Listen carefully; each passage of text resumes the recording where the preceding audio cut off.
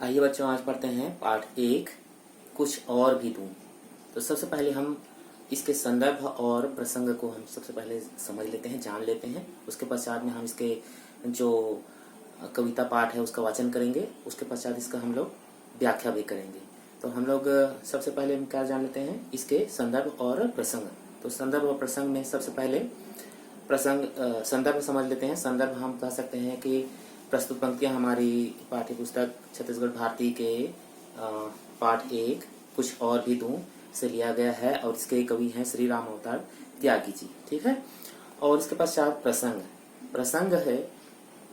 प्रसंग में हम समझ सकते हैं कि श्री रामावतार त्यागी की यह कविता देश प्रेम की भावना से ओतप्रोत है। कवि देश के लिए अपना सर्वस्व न्यौछावर कर देना चाहता है, किंतु इससे भी उसे संतुष्टि नहीं होती। अतः वह कुछ और भी देने की इच्छा प्रकट करता है।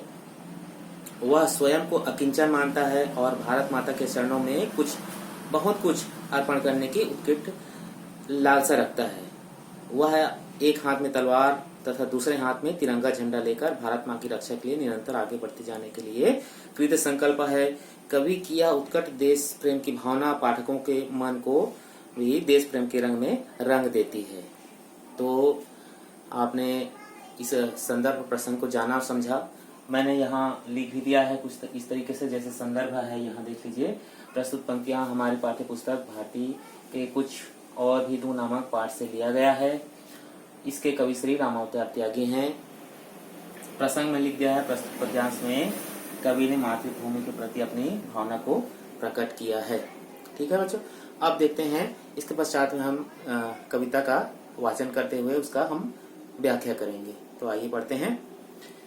मन समर्पित, तन समर्पित और यह जीवन समर्पित, चाहता हूँ देश की धरती तुझे कुछ और भी दूं। माँ तुम्हारा ऋण बहुत है, मैं अकिंचन, किंतु इतना कर रहा फिर भी निवेदन। थाल में लाऊं सजाकर भाल जब, कर दया स्वीकार लेना वह समर्पण। गान अर्पित, प्राण अर्पित, रक्त का कण कण समर्पित, चाहता हूँ देश की धरती तुझे कुछ और भी दूं। भांज दो तलवार को लाओ न देरी, बांध दो कसकर कमर पर ढाल मेरी। भाल पर मल दो चरण की धूल थोड़ी, शीश पर आशीष की छाया घनेरी। स्वप्न अर्पित, प्रश्न अर्पित, आयु का क्षण क्षण समर्पित, चाहता हूँ देश की धरती तुझे कुछ और भी दूं। तोड़ता हूँ मोह का बंधन क्षमा दो, गांव मेरे घर द्वार आंगन क्षमा दो। आज सीधे हाथ में तलवार दे दो और बाएं हाथ में ध्वज को थमा दो। ये सुमन लो यह चमन लो, नीड़ का तृण तृण समर्पित, चाहता हूँ देश की धरती तुझे कुछ और भी दूं। तो प्यारे बच्चों, इस तरीके से इस कविता पाठ का वाचन हो गया। इसके पश्चात हम इसके भावार्थ समझ लेते हैं, किस तरीके से कवि क्या कहना चाहते हैं इन कविताओं की पंक्तियों के माध्यम से। तो सबसे पहली जो पंक्तियां हैं, मन समर्पित, तन समर्पित और यह जीवन समर्पित, चाहता हूँ देश की धरती तुझे कुछ और भी दूं। तो बच्चों, इसका अर्थ है, कवि कहना चाहते हैं कि हे मातृभूमि, हे भारत माता, मैं तो एक छोटा सा व्यक्ति हूँ, बहुत ही तुच्छ व्यक्ति हूँ, है ना। तो आपके चरणों के लिए मैं अपना मन समर्पित कर देना चाहता हूँ। अपना जो मन है आपके ऊपर समर्पित कर देना चाहता हूँ, अर्थात न्यौछावर कर देना चाहता हूँ, कुर्बान कर देना चाहता हूँ। तन समर्पित, है ना, मन भी समर्पित है और तन भी समर्पित कर देना चाहता हूँ और यह जीवन भी आपको समर्पित कर देना चाहता हूँ। चाहता हूँ देश की धरती तुझे कुछ और भी दूं। इसके सिवाय अगर कुछ और भी हो तो हे भारत माता, हे मेरी मातृभूमि, मैं उसको भी देने की, आप पर कुर्बान करने की इच्छा रखता हूँ। अगली पंक्ति है, माँ तुम्हारा ऋण बहुत है, मैं अकिंचन, किंतु इतना कर रहा फिर भी निवेदन। थाल में लाऊं सजाकर भाल जब, कर दया स्वीकार लेना वह समर्पण। गान अर्पित, प्राण अर्पित, रक्त का कण कण समर्पित, चाहता हूँ देश की धरती तुझे कुछ और भी दूं। इस पंक्ति का अर्थ है, कवि कहते हैं कि हे माता, हे भारत माँ, हे मेरी मातृभूमि, तुम्हारा ऋण बहुत है, तुम्हारा ऋण बहुत है। अर्थात ऋण अर्थात तो कर्ज होता है ना, हम किसी से उधार लेते हैं उसको हम लोग ऋण कहते हैं। उसी तरीके से हे भारत माता, आपका मेरे ऊपर ऋण बहुत है। आपने मुझे पाला पोसा, इतना बड़ा किया है, जीवन दिया है, तो यह आपका ऋण ही है। तो बहुत सारा ऋण है। मैं अकिंचन अर्थात मैं तो तुच्छ प्राणी मात्र हूँ, है ना। किंतु इतना कर रहा फिर भी निवेदन, फिर भी हे भारत माता, हे मेरी मातृभूमि, फिर भी मेरी इतनी निवेदन है कि थाल में लाऊं सजा कर भाल जब, कर दया स्वीकार लेना वह समर्पण।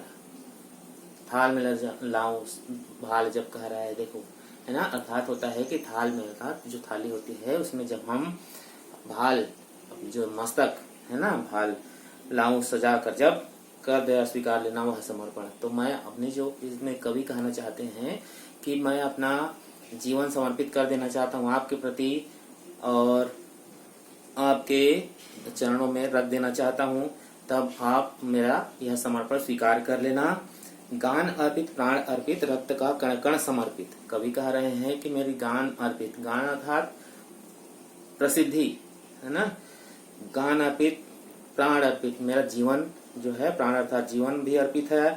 रक्त का कण कण समर्पित, मेरे जो हर एक रक्त का बूंद बूंद है वह भी आपके लिए समर्पित है। चाहता हूँ देश की धरती तुझे कुछ और भी दूं। इसके सिवाय कवि कहते हैं कि इसके सिवा भी मैं आपको और भी कुछ, जो कुछ भी है मैं समर्पित कर देना चाहता हूँ।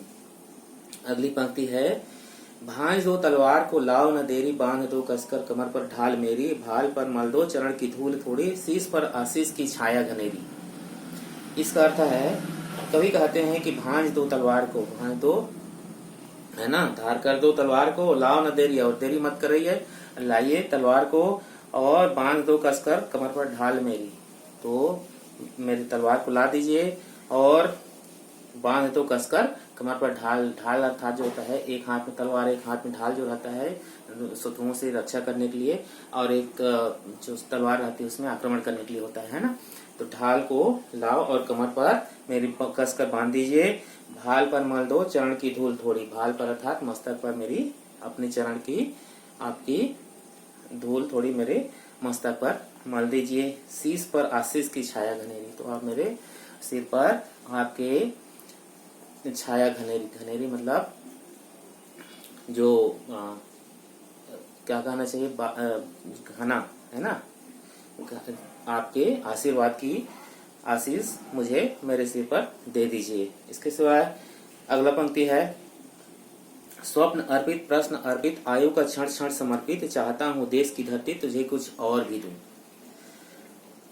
इसका अर्थ है, कवि कहते हैं कि स्वप्न अर्पित प्रश्न अर्पित, मेरे जो सपना है, मेरे कल्पनाएं हैं, मेरी इच्छाएं हैं, है ना, यह, और प्रश्न अर्पित, मेरे जो प्रश्न है, मेरे सपने हैं, मेरे आयु का क्षण क्षण समर्पित, मैं जितने दिन भी मेरी आयु है उसके प्रत्येक क्षण को आपको समर्पित करता हूँ। चाहता हूँ देश की धरती तुझे कुछ और भी दूं। इसके सिवाय भी हे मातृभूमि, मैं आपको और भी जो भी यदि होगा उसे भी मैं आपको समर्पित कर देना चाहता हूँ। अगली पंक्ति है, तोड़ता हूँ मोह का बंधन क्षमा दो, गांव मेरे घर द्वार आंगन क्षमा दो, आज सीधे हाथ में तलवार दे दो और बाएं हाथ में ध्वज को थमा दो। तो इसका अर्थ है, कवि कहते हैं कि तोड़ता हूँ मोह का बंधन, आज मैं अपनी जो मोह माया है उसको तोड़ता हूँ।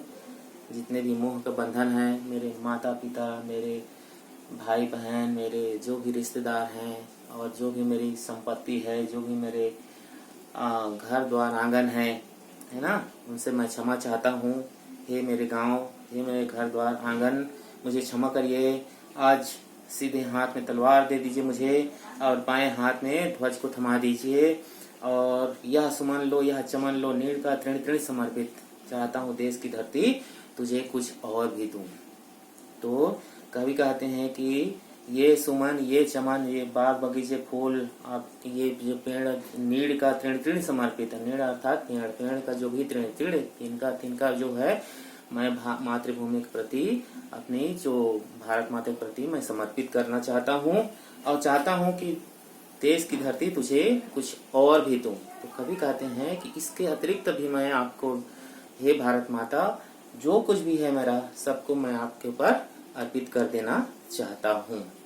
तो बच्चों, इस तरीके से इस कविता का जो आपका भावार्थ है। और इसका जो मुख्य रूप से आप लोगों को जैसा कि इसका जो शब्दार्थ है आप लोगों को बताते गया, इसमें कुछ विशेष शब्द नहीं है जो कि आपको बताना पड़े, है ना। तो इस तरीके से जैसे मुख्य रूप से आपका कहना चाहिए समर्पित होता है, समर्पित मतलब न्यौछावर करना होता है। और इसमें अकिंचन शब्द आया हुआ है। अकिंचन का अर्थ होता है तुच्छ या छोटा। और ऋण, ऋण अर्थात कर्ज। और थाल अर्थात थाली, भाल अर्थात मस्तक। और इस तरीके से गान, गान शब्द आया है। गान अर्पित, प्राण अर्पित। गान अर्थात प्रसिद्धि। और प्राण, प्राण अर्थात जीवन। और रक्त अर्थात खून, है ना। और इसमें शब्द आया हुआ है भांजना, भांज दो अर्थात क्या करना है, भांज दो अर्थात धार करना होता है। और ढाल अर्थात, ढाल जो होता है किसी अपने स्वयं को बचाने के लिए, शत्रु के आक्रमण से बचाने के लिए स्वयं का ढाल एक होता है और उसे ढाल कहते हैं। और इस तरीके से इसमें और कुछ विशेष शब्द देते हैं, है ना। और बाकी सुमन, सुमन शब्द आया हुआ है। सुमन अर्थात फूल। चमन अर्थात बाग बगीचे। और नीड़ अर्थात पेड़। तृण, तृण अर्थात तिनका तिनका या तृण तृण या तिनका तिनका, हाँ कहना चाहिए, छोटा छोटा या फिर, है ना, कण कण। इस तरीके से इसके शब्दार्थ हैं। और इसके पश्चात हम अगले अंक में इसके जो भाषा तत्व और व्याकरण है उसके संबंध में भी आप लोगों के अगले अंक में लाएंगे। और इसे आप लोग अच्छी तरीके से अभ्यास करिएगा। ठीक है बच्चों, धन्यवाद।